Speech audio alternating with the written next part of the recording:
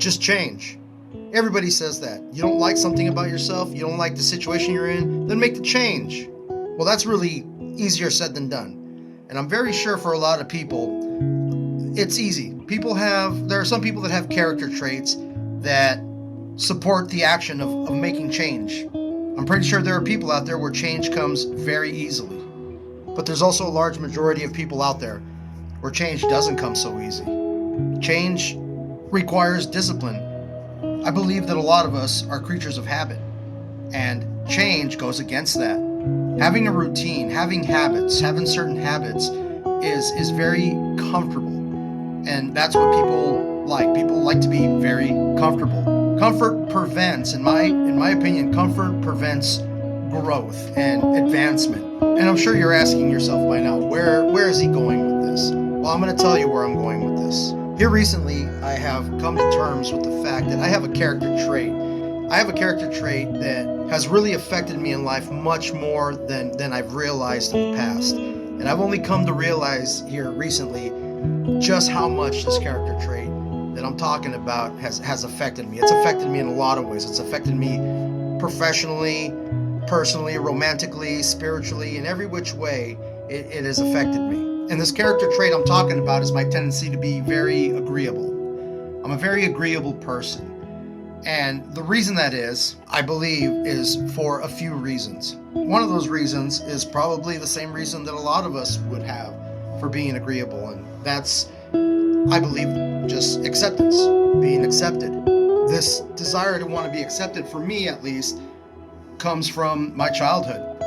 Not being one of the most popular kids on the playground, all I wanted to do was be a part of a group or be accepted by a group or just feel like I was a part of the crowd. As a young man, I would find myself always agreeing or always nodding my head or just going with the crowd and not necessarily sharing the same opinions as everybody else, but just agreeing with everything or pretending that I had the same opinion just to be included. But unfortunately, I took this trait from my childhood into my adulthood, and it has really, now I see, has let me down many times in my life.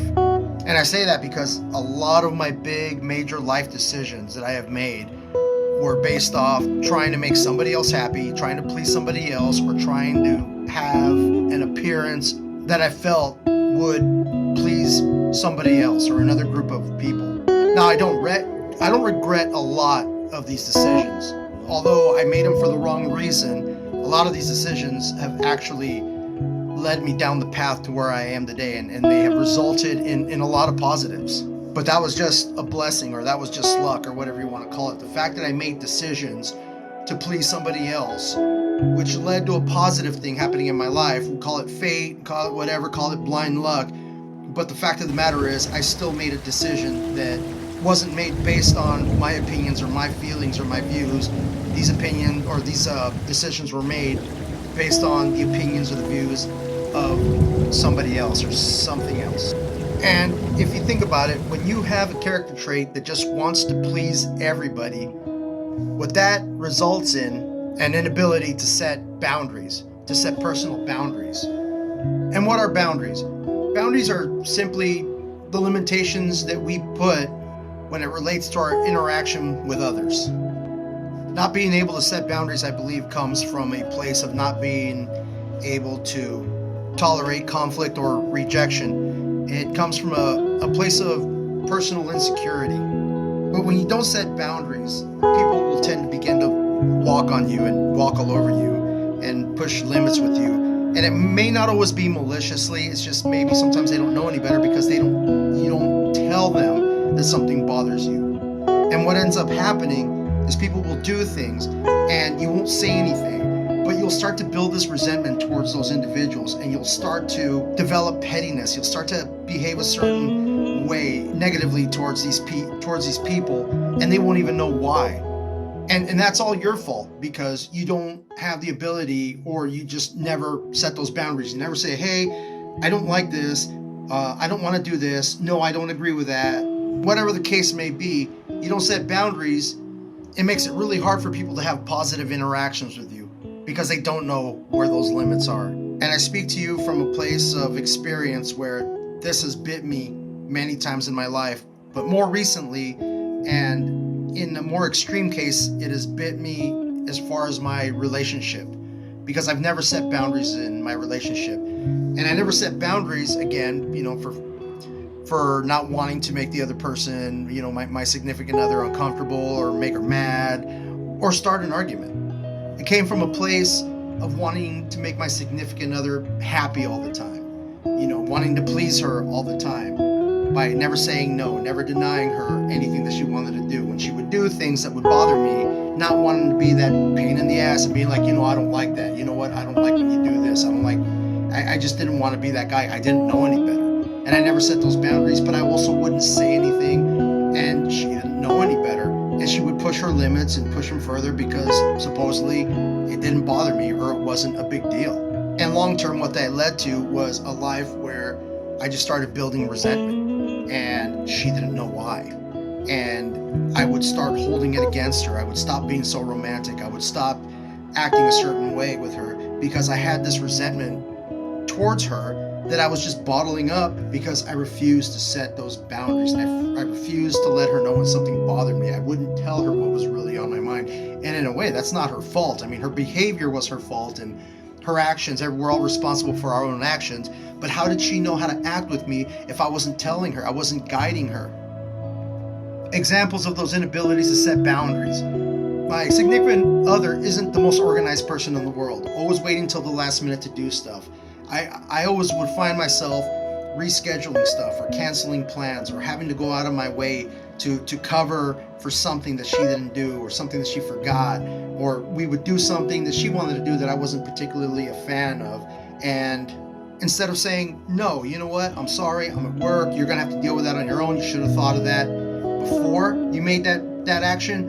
And instead of holding her accountable for her own actions, I would be the knight in shining armor, like, sure, no problem, I'll be right on it. Here, let me go handle this for you. And that went on for years, and there was many examples of that. And now here we are many years later, and we're not doing so well in our relationship because she says that I stopped caring, that I stopped being a certain type of way, that I started acting differently. And she's right, I did. I started acting less romantic because I just had all this resentment built up. And again, not really her fault. It was my fault for not drawing that line in the sand and saying, don't cross this line. And another thing that led to was her losing trust. Now she doesn't trust me. And when I mean she doesn't trust me, she doesn't know if what I'm saying is the truth. She doesn't know if I'm saying something, or if I'm agreeing with her just to agree with her, or if she doesn't know if that really is how I feel. So my words, I have no credibility with her, and that's understandable. And how is she supposed to respect me as the leader, as the head of the household, when I can't even make a decision? I can't even stand up for myself when I don't want to do something, and I just keep giving in to her just to make her happy. That doesn't necessarily reflect what a good leader is. And it was a lot of things that I did against what I wanted to do, whether it was financial, whether it was relocation, whether it was job related, whether it was simple things like, where were we going to go on a trip together?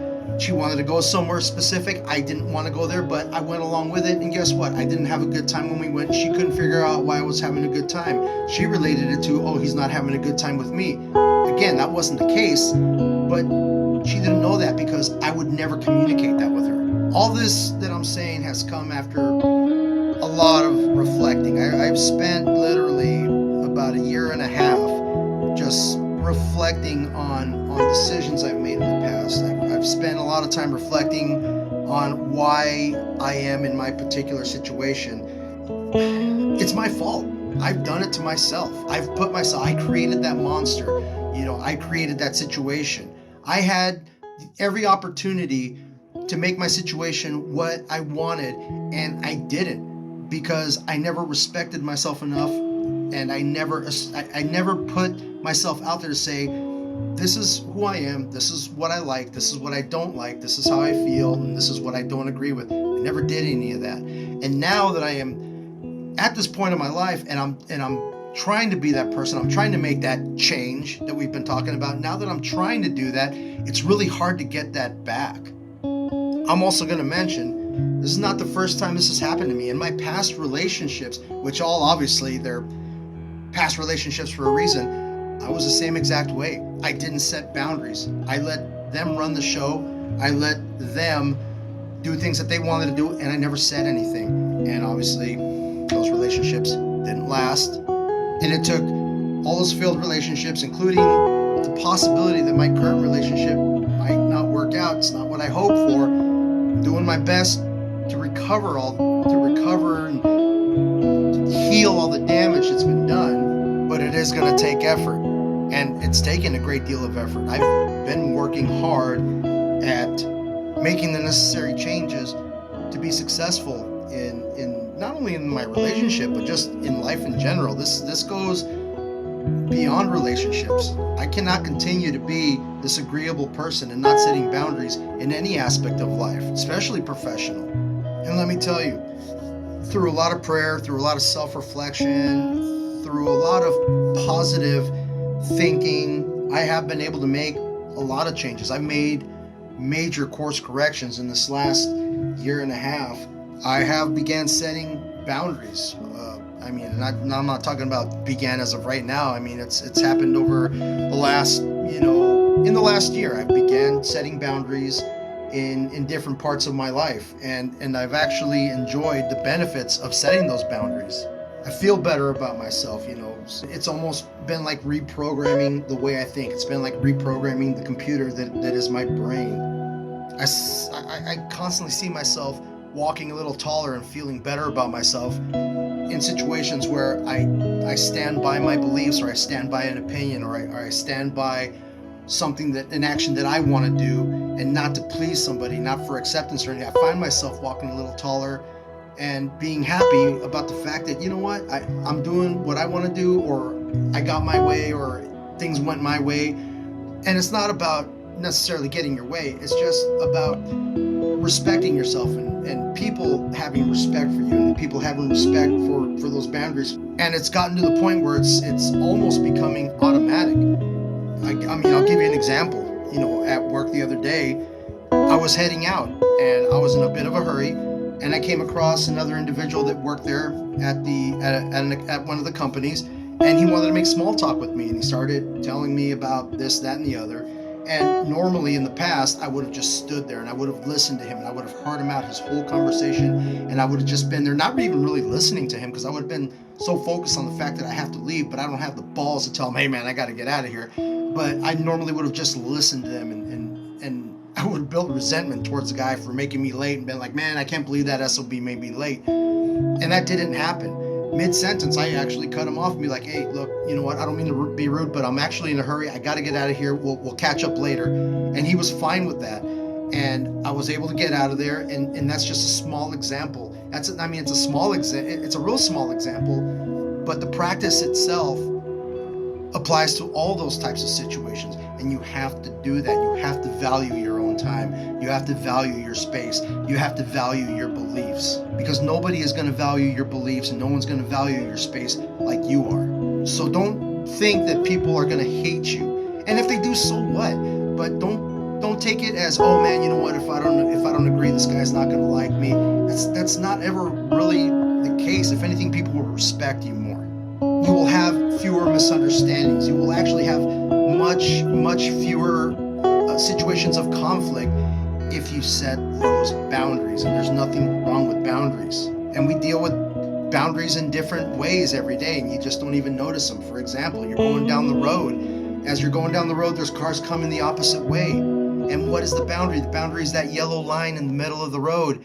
And you can drive down your side of the road because you trust that the other driver is not going to cross over into your lane and go head on with you, because he's respecting that boundary in the center of the road. It's no different, but you have to set those boundaries. You have to tell people, this is my boundary, you don't cross this line, and we will be good.